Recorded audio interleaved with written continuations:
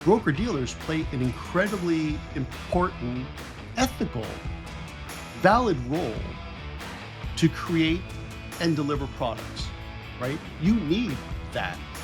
There also needs to be a place for the do-it-yourselfers, right? If you're a do-it-yourselfer, right, you don't need to pay an advisor if you're competent enough and willing to take the time to do your own financial planning. It's doable, right? It really is.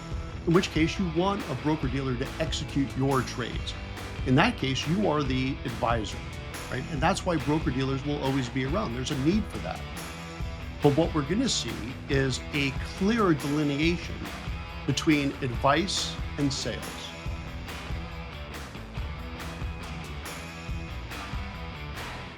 I'm Larry Sprung, your host for the Mitlin Money Mindset and founder and wealth advisor of Mitlin Financial.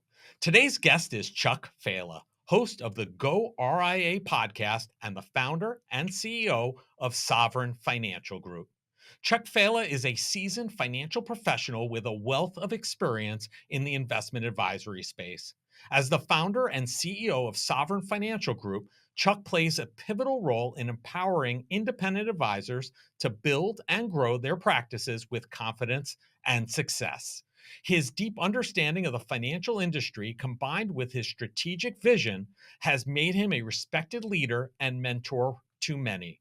In addition to his leadership at Sovereign Financial Group, Chuck is the host of the goRIA podcast, a popular podcast where he shares his experience and interviews industry leaders on the challenges and opportunities facing registered investment advisors.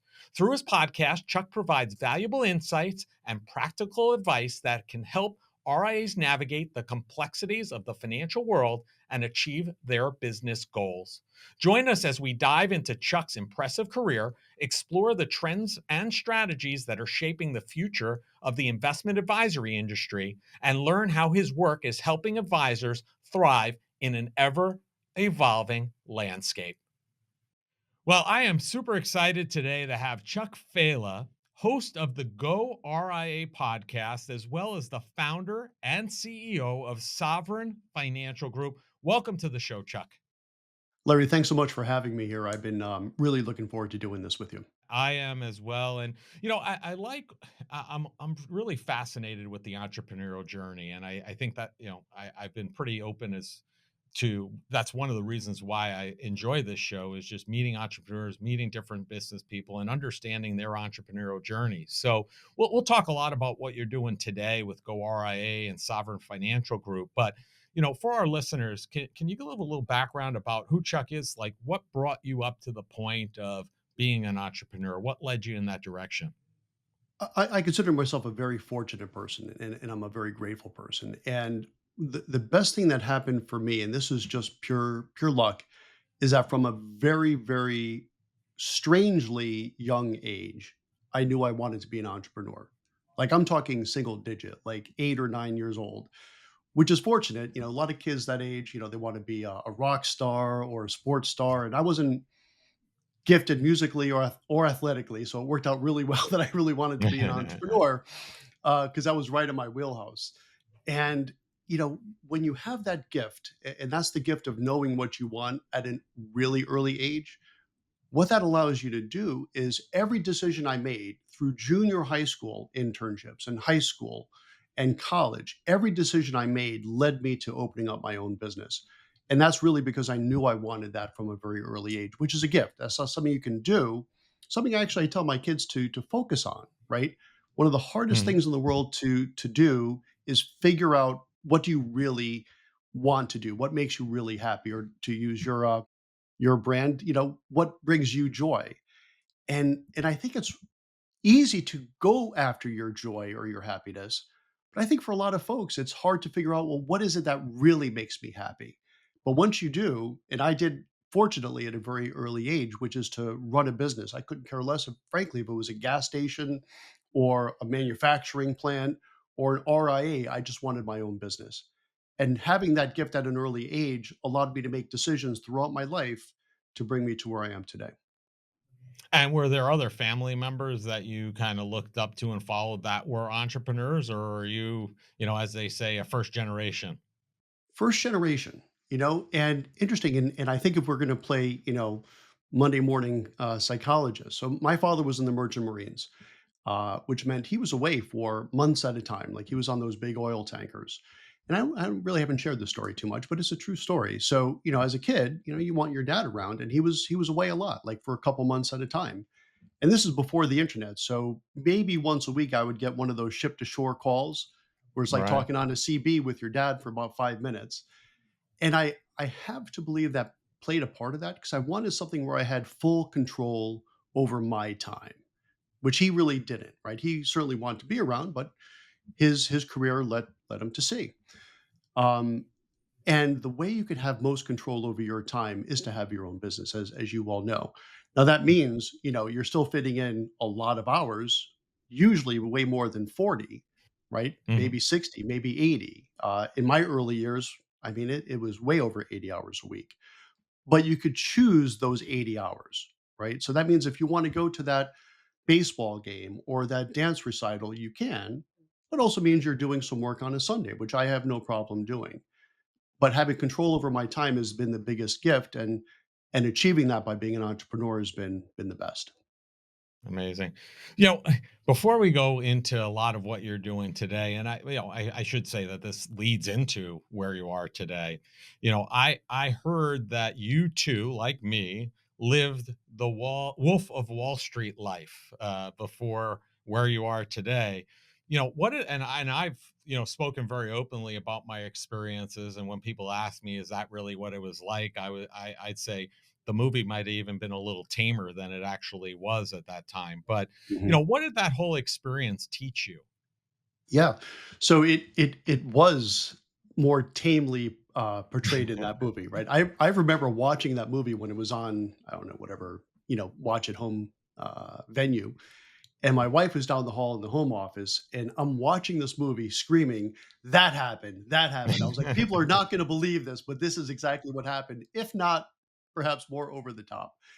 And my story was similar even to that character, when he approached, DiCaprio, right, who was playing Belfort, saying, show me that check, and I'll quit my job and I'll come work with you."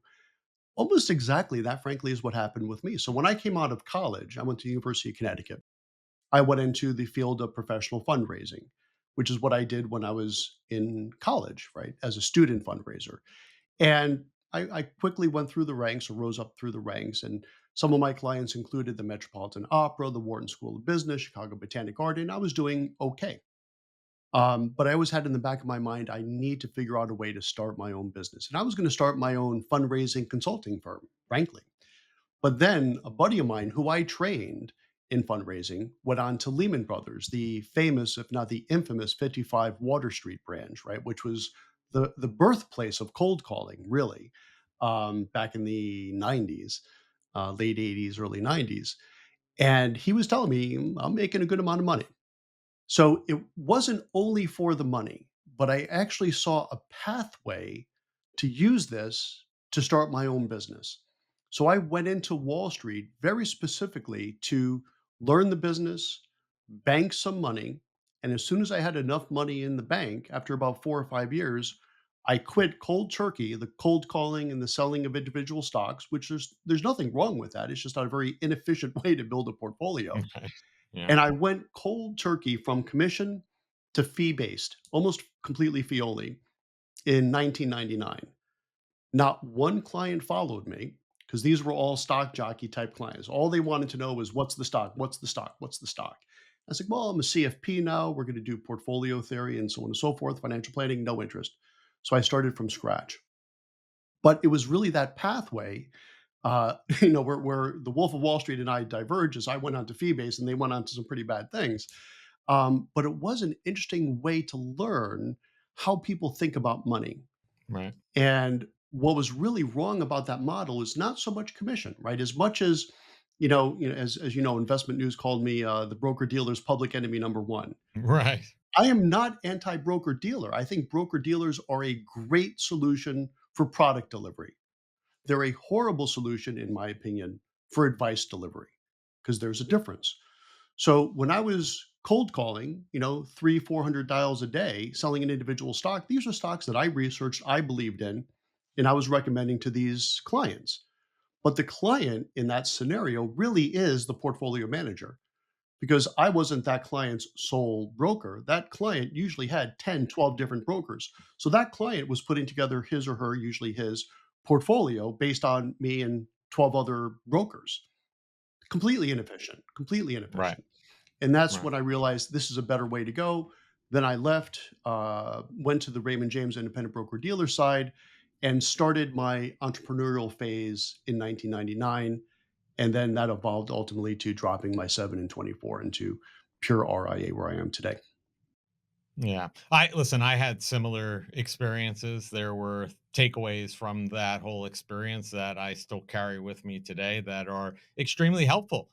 And there are other things that I let go and left behind 20 plus years ago because they weren't helpful then and they're not going to be helpful today. So I get it. And one of the things you just mentioned was the ultimate dropping of your 7 and your 24. And I dropped my, well, you're 7. I don't know if you had a 24, but I did. I did. I dropped my 7 and 24 also as well many years ago. Why, you could tell in your voice that you are very passionate about that changeover from the brokerage model to the RIA model. Why are you so passionate about the RIA model? Yeah. So, from my perspective, very personally, it is the best way to become a business owner, a real business owner in this field, in this industry. Like you really own your business. And, for me, that was the ultimate goal, right? Ever since, I was, like I said, single digits. So for me, it was really driven by this is a way I can build my own business. Then to compare and contrast the two businesses, one is, fee for service, generally speaking, or advice. The other is product oriented. And as I mentioned before, I just don't believe consumers that are looking for advice are best served by being sold.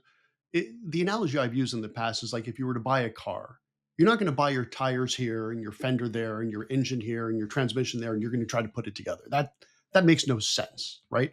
For some people, if you're like a real car expert and you love building cars, which people do, then you want to go to a broker to buy your transmission. You want to go to a broker to buy your wheels, but you're putting that thing together. But most advisors are dealing with clients that need advice.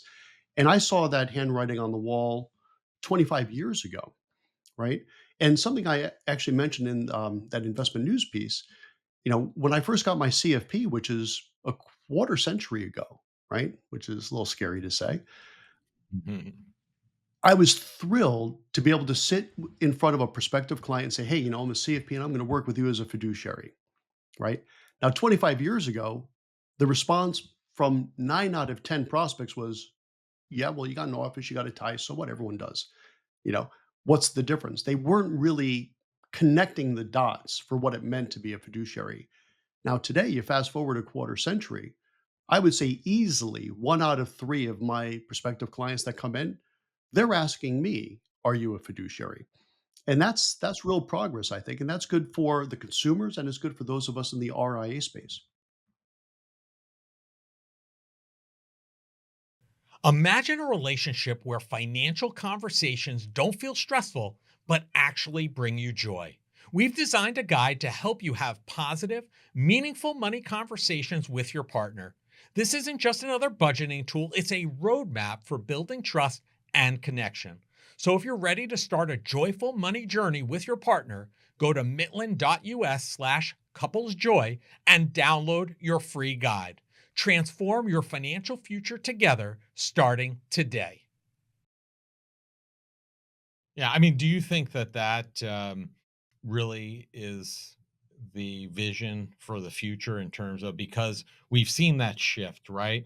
My view is that the RIA is the future of the profession. I think it was a little ahead of its time. Probably you were, I think, a little ahead of your time in the late '90s, right?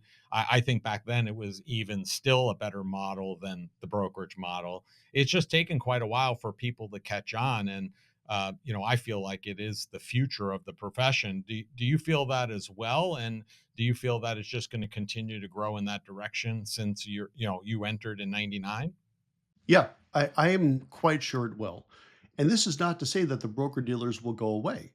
The broker dealers play an incredibly important, ethical, valid role to create and deliver products, right? You need that. There also needs to be a place for the do-it-yourselfers, right? If you're a do-it-yourselfer, right, you don't need to pay an advisor if you're competent enough and willing to take the time to do your own financial planning. It's doable, right? It really is. In which case, you want a broker dealer to execute your trades. In that case, you are the advisor, right? And that's why broker dealers will always be around. There's a need for that. But what we're going to see is a clearer delineation between advice and sales, right? So, for example, we just bought a new Yukon, right? SUV. So if I go into the, Yukon, the GMC dealer, I expect to hear all the great things about those GMCs. And I'm expecting him to tell me honest things about those GMCs. Honest. He has to be honest about what he's telling me. But I also don't expect him to tell me how great, the new Audi, crossover is. I don't expect that. But I am expecting at least what he or she is telling me about the product that he or she is pushing is accurate, and that's fine. But if I want my advice, I'm not going to go to a car salesperson. I'm going to learn about the product at these different dealerships, but I'm going to then get an issue of Consumer Reports. In this analogy, that'd be the fiduciary advice that's unbiased. And as people become more aware of this, it's going to be a consumer driven movement that's going to really bring the RIA space up to the next level for giving advice. But this is not to say that's the death of the broker dealer, but they're Mhm. going to be doing what they should be doing, which is building and selling their products, but not advice, because you can't really mix the two, in my opinion. And I think more and more people are going to be looking for advice, especially as we enter the great wealth transfer, right? What is it, 60, $70 trillion that are going to change hands? Those kids, they're probably in their 30s and 40s right now, are going to need advice on what to do with that money. And those next gen clients, as I tell younger advisors all the time, I promise you, when they have that money, that 60, $70 trillion in another 10, 15 years, I promise you they're not going to be buying an annuity with a 10% commission in it. It's not going to happen because they're going to be Mm. aware that that's not the way to go. But they are going to be looking for advice, and that's going to put those of us in the RIA space in a very good spot. Yeah, and hopefully they're getting that advice from folks like you and I and firms like ours and not TikTok, because that's a whole Yes. nother that's a whole nother we could have a whole nother podcast about that, but that's I Yes, think indeed. a challenge as well. So let's take a shift for a second to go RIA. What's the story behind go RIA? You started this podcast. What is really your why behind putting out that content and creating that show? Yeah, you bet. So, I really pride myself on being very genuine, right? And I particularly dislike disingenuousness. So I'm not going to tell you I started goRIA to help humanity necessarily. Everything I do, I try to be positive, but there's a reason for this. So I started goRIA.com 3 years ago, completely on my own, right? And our own internal staff here at Sovereign. And not knowing anything about producing webinars or podcasts or anything, it was a huge success. And I can promise you that success was not because of our podcasting production prowess, right? Which is not there even hardly today, I don't think. But there was just such an amount of interest in the broker dealer community to learn about the RIA space that even our, what I like to call kind of our Blair Witch sort of production value, just took off because so many advisors were so curious about the RIA space that we got a lot of eyeballs. So I started that 3 years ago with great success. A year into that, I then approached my friends over at Investment News and say, look, here's the success we're having so far, and I don't know what the heck I'm doing. Imagine if we were to partner with you guys, what we could do. So we officially partnered with Investment News 2 years ago, and now it's Go RIA fueled by Investment News. So I'm in charge of doing the content and the interviews and finding the guests and all that stuff that I love to do. And then Investment News is leaning in with their distribution and their, vast resources. Now, why did I do this? Well, frankly, it was to educate, with a goal of educating, I should say, tens of thousands of advisors of the benefits of the RIA space. with the hope and frankly the expectation that dozens of those advisors would find their way to my firm at Sovereign Financial. And I'll tell you, in the past 3 years, we went from it was just me and a junior partner. We had a really nice, $100 million lifestyle practice, and all was good. This is 3 years ago, 3.5 years ago. But since we've started this, and we have educated tens of thousands of advisors, dozens have come to Sovereign. We're now up to almost 20 advisors, and we're scratching $1 billion. And we haven't done any recruiting, but we've had the opportunity to tell the story. And, it's not that I expect 10,000 advisors to join us because they wouldn't be a fit. We're very niche for financial planning oriented advisors with what we've had in what we've built. But we found some really great people, and it's been a great win, right? So tens of thousands of advisors got a lot of, I would like to say, very valid, honest, unbiased education about the RIA space. And we've been able to grow our firm with a team that we're very proud of. That's amazing, and I love what you're doing. I think that one of the takeaways for me is for those people that are thinking about putting out content, whatever that may be, however that may be, and getting hung up on the production value, making sure that it's movie quality or radio quality. I think to your point, which you emphasize, it's not something that has to be that detailed. If you have good content and you put out good stuff, people are going to watch or people are going to listen, regardless of what that production quality is. So I think that's a good takeaway for advisors, entrepreneurs, anybody out there who may be hesitating in delving into another medium. So thank you for sharing that. Yeah. There's a question I want to ask you, especially with the kind of the goal behind the goRIA and looking for advisors, because one of the things that I found through Mitlin's expansion and speaking with advisors is that there are so many advisors out there who have decades in the business, so it's not like they're new, they've been around for a while, and they don't know even what an RIA is. Yeah. Well, I don't even understand. How do you get compensated if you don't have a seven? That's a question I get. I don't understand. If I drop my seven, how am I going to how my family's going to compensate me? I just don't get it. So, what do you wish advisors knew about the RIA model? In simplest terms, there's nothing you need a 7 for anymore. Period, full stop. Now, you couldn't say that even 5 years ago. So the industry really has developed even over the past 5 years.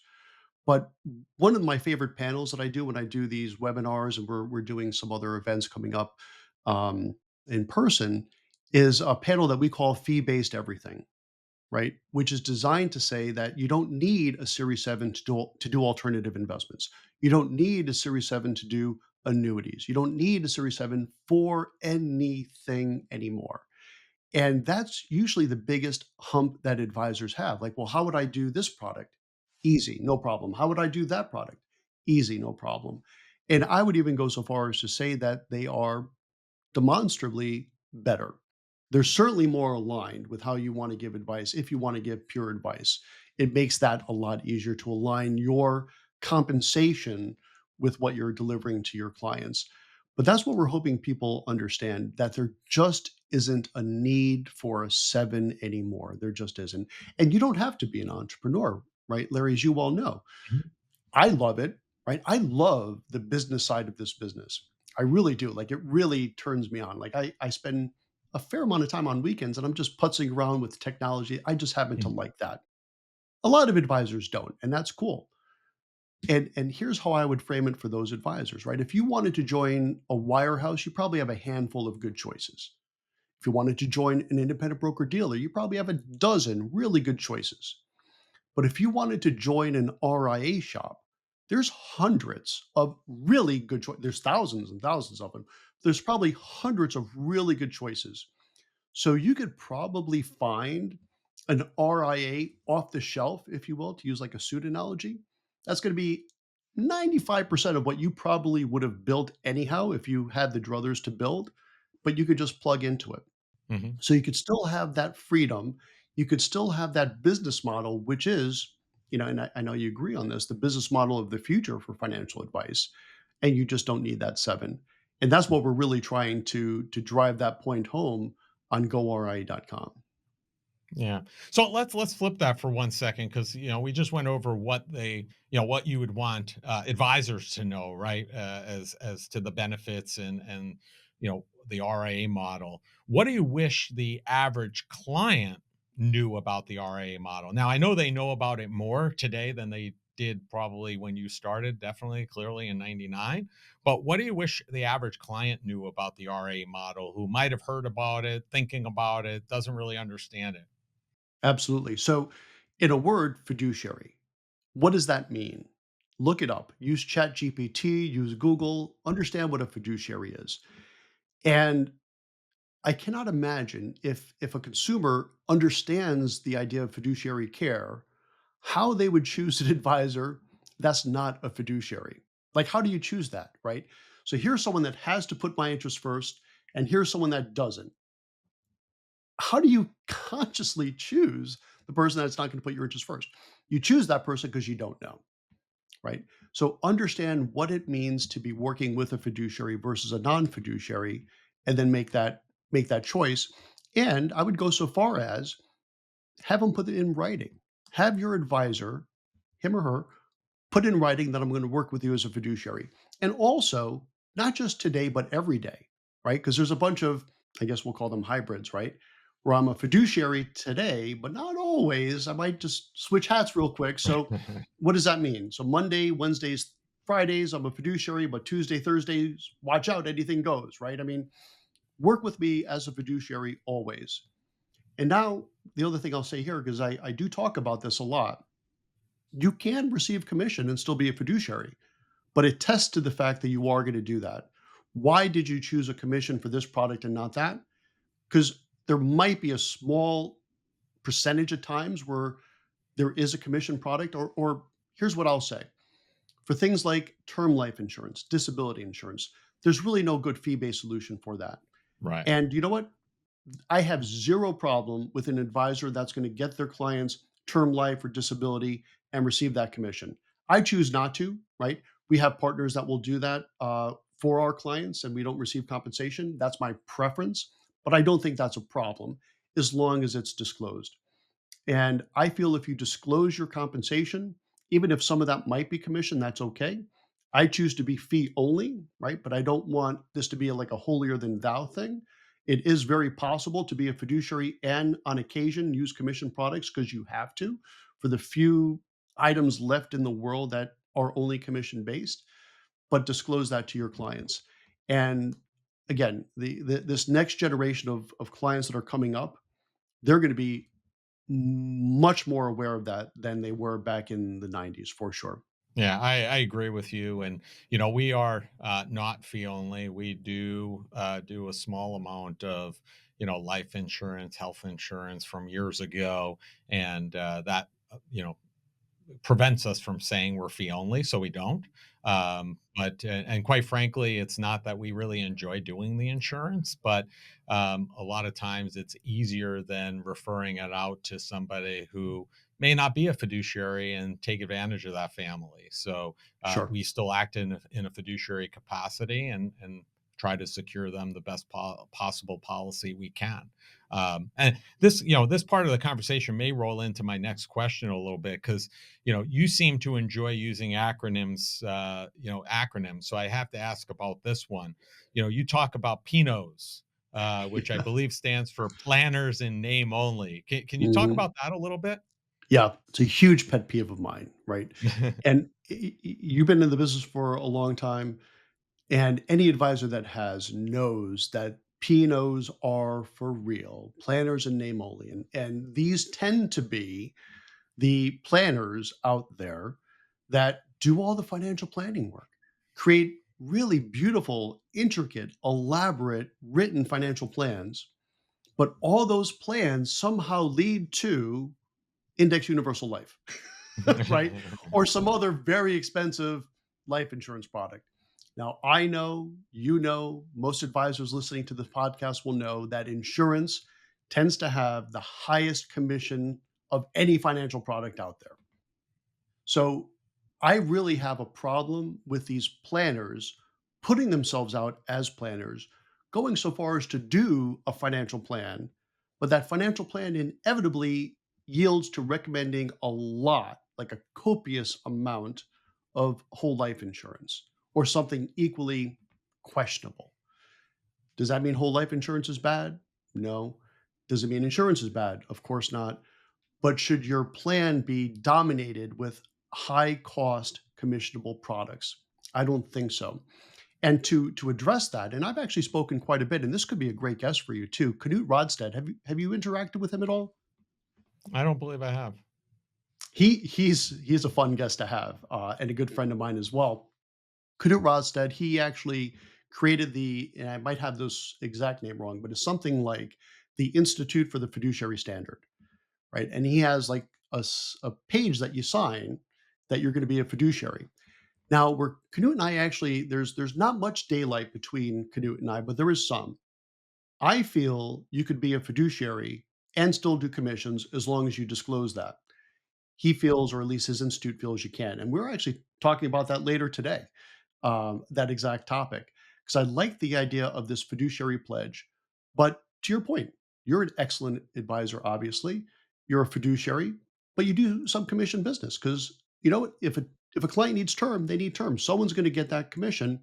If you're going to do it in house, fine, keep it. If you choose to outsource this like I do, that's fine. Make sure you have a good person doing it, but disclose the fact that there is a commission there. And I think if you do that, that would eliminate the Pinos. And here's why. If that Pino does what I think that Pino should do, which is sign this fiduciary pledge and say, if I'm going to do a commission product, I'm going to tell you in advance how much I'm going to receive in commissions. Then that consumer sees that pledge and then sees, okay, he or she is recommending this whole life insurance policy, and the commission that he or she is going to receive is $75,000. Right. That consumer might be then motivated to perhaps get a second opinion from someone like you or myself that Mhm. doesn't do that. And that gives the consumer a better chance to get some contrast. But if that commission is buried, which it always is, uh, it makes it harder to do because you cannot really effectively regulate ethics, right? That's hard to do. But this Right. is something that's very quantifiable. At least give the consumer a chance to see through the Pinot by making them disclose what is the commission they receive. And I don't see the problem in that. But Sure. Yeah. a lot of folks in that industry, of course, do. And the question is, well, why do you want to work so hard to keep your commissions a secret? What do you have to hide? And that's the problem I have with Pinots. Yeah. Unfortunately, I agree. I think there's a tendency for them to use, like, for example, insurance or even other products, right, as the Swiss Army knife, solves all problems and or all Absolutely. challenges, and nothing does that. It's really designing a plan and putting different mechanisms in place that address the different challenges of a financial plan. It's not a one hit wonder, so to speak. So, That's right. one of the things you talk about is educational marketing, right? And I think that's really the impetus behind goRIA. You're educating advisors on the RIA model. Why do you think that is so powerful? Because it's genuine, right? So, and I think a lot of people miss this. You have, and I believe this for everything I do in life in general, but certainly when it comes to business, is you need to be prepared to first deliver value if you want to receive value and be patient. You might need to deliver a lot of value for a long time before you see that value come back. I know you've been doing this for a long time, and I suspect the success that you have now, which is fantastic, is probably greater than the success you had your first month doing this, is my guess, of course, right? So a lot of people, it's like when I try to lose a few pounds, like, man, I've been dieting for 2 days now. This is not working. It's not how it works, right? You have to commit to the process. And that's something I've always been very comfortable doing. And so if you want to get value, the best way is to deliver value. And I think educational marketing is one of the best ways to do it, especially if you're giving real, honest, genuine content. People are interested in that. And it doesn't mean that of the tens of thousands of people we've reached with goRIA, they're all going to somehow do business with me personally, but enough will to make it worthwhile, right? So when I started building my practice, and just to be sure we're correct here, in 1999, I did not go RIA. That's when I went IBD. I went RIA in 2019, so exactly 20 years later. So it was like kind of RIA light, right? I was under someone else's RIA for the first 20 years, but acting basically as an RIA. But when I built my business, because remember, when I went from the Wolf of Wall Street scenario, right? Selling individual stocks, not one client came with me. I started from scratch. And what I did back then was the good old fashioned seminars. And we would send out tens of thousands of postcards. Not everyone attended the seminar. Then we had 40, 50 people coming to the seminars. Not everyone wanted an appointment. Then 5 or 6 people wanted an appointment. Not everyone wanted to become a client, but 2 did, and rinse and repeat. So it's a matter of delivering that value. I will say, I was looking at some of these old presentations that I did. It was good stuff, right? I was delivering a lot of really good information to the people that attended.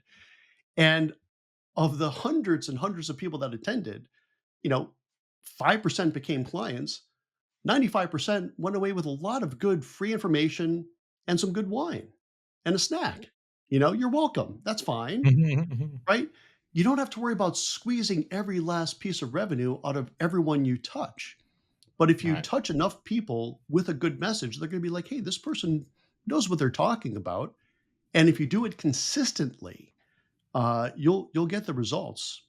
That numbers game really resonated from Wolves of Wall Street days. It sounds like because it was very, very similar to that. So, Chuck, Yes. it's been a pleasure having you on, and we ask each of our guests the same final question because we've touched on it along the way. We are all about joy on the Mitlin Money Mindset, and that is, what did you do today that brought you joy and put you in the right mindset for success?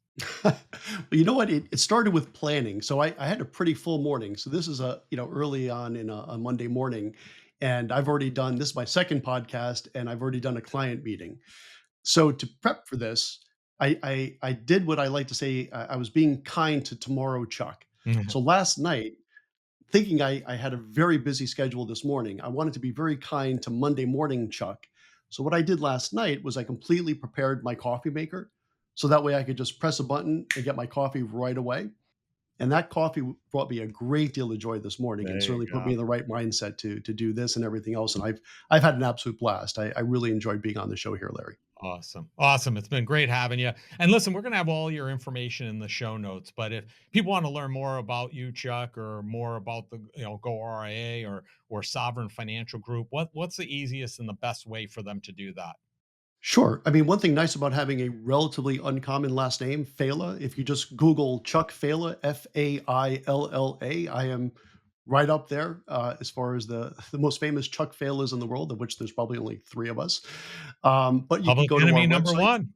public enemy number one, or more easily, you can go to goRIA.com or just find me on LinkedIn. I love talking with advisors. Find me on LinkedIn, hook up, and would love to chat.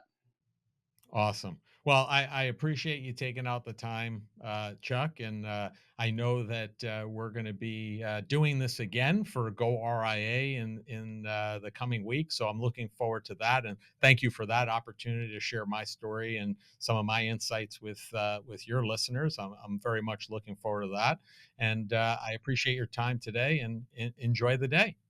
All right. Thank you, Larry. Looking forward to having you on goRIA coming up soon. I want to thank Chuck Failla for being a guest on the Mitlin Money Mindset. Chuck had a similar start to mine within the financial services profession, and thankfully, neither of us let it deter us away from this great profession. The RIA route took me several years to understand and eventually move towards. A podcast like Go RIA would have been very helpful to me, and now it is impacting countless numbers of advisors to find their way within the profession. The RIA path is certainly the best way for any aspiring advisor to pursue.